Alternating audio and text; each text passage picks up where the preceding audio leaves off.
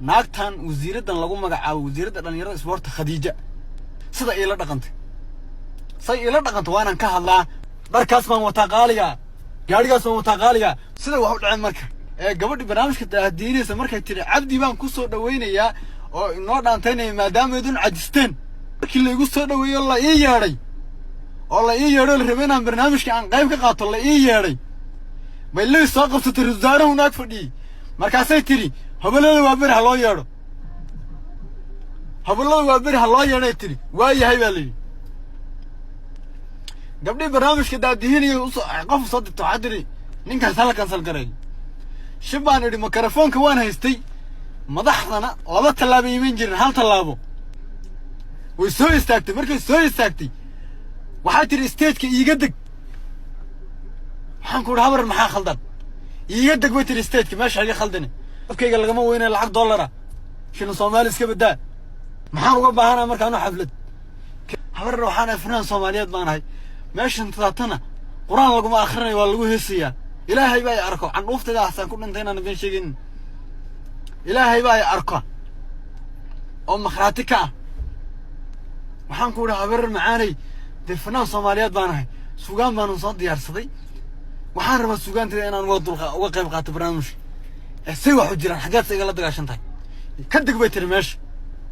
bal ilaahay baan ku dhaarshiye hadalkayga si fiican u wax xasan cali khayr wuu fadhiyay dadkii isaga la socdo dhan way fadhiyeen meesha way wada joogeen ma garanaysaa aniga fiiri dhahay hadda ma joogo waqtigii makarafoonka la igu ciilay anigu caan baan ahay waxaan ku idhi say wax u jiraan nimcaan hillaac baan u yeedhay wuu joogay meesha wuu joogay ninkii meesha iigu yeedhayna asagu ahaa waanu yeedho waxaan ku idhi nimcaan oo kaalay maxaa khaldan walaalow islaantan xagee igala tahay anay la dagaashan tahay war hooya war xagee kaala dagaashan tahay naagta waa bisla socoteeni xagee kaala dagaashan tahan ku idhi xagee kaala dagaashan tahay ninkii ii yeedhay adigu ahaa ma xagee kaala dagaashan tahay adiga iyadu waa isla ogtiine maxaad se iigu yeedhaysa habartan tadaata wasiirada isku sheeg dayuusada oo maxaa la criticismka samaynayso oo dadka kala takooraysa maxaa ka khaldan baan ku idhi anigu islaantan waan u sheegay macnaheedu 10 jeer baan u sheegan ku idhi islaantan wax khaldan bay samaynaysaa agaasimii fankii hobalada waa bir adiga ahee haddaad tuuga loogan habartan tadaata anaa meel iska saarayo islaantii sidaas bay samaysay jaabkayga lagama weynay lacag dollara shilin Soomaali iska badaa dharkaas baan wataa qaaliga gaarigaas baan wataa qaaliga maxaan uga baahanaa markaan u xaflad anigu ma ihi laangaab ma fahamtay dadka la tokoorana ma ihi anigu